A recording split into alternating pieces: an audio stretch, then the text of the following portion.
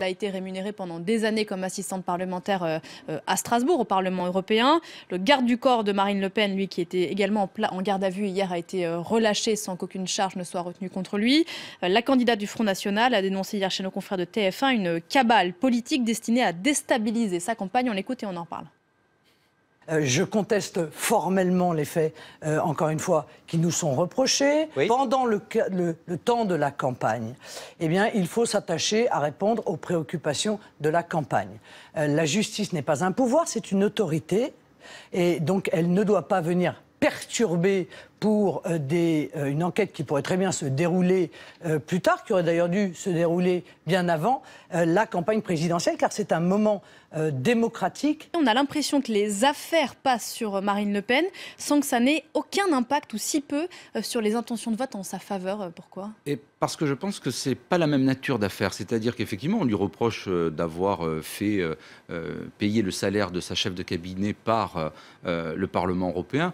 Mais sincèrement, si vous connaissez un petit peu les partis politiques, moi je connais pas grand monde qui travaille dans les partis qui ne soient pas payés par une institution, Assemblée, Sénat ou Parlement européen.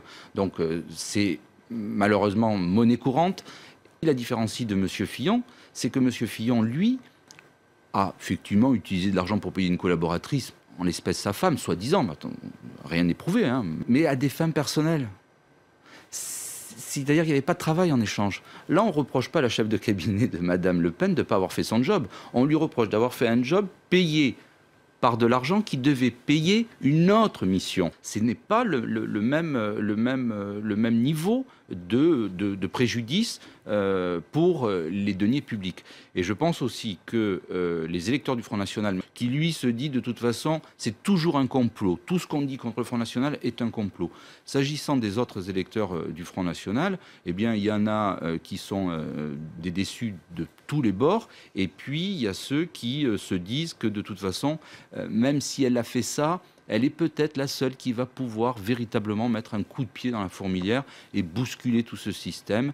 Voilà. L'autre chose, c'est que de toute façon, elle est finalement devenue, enfin, le Front National, pardon, est finalement devenu un parti comme les autres, c'est-à-dire un parti qui mange dans la gamelle et qui se sert au passage.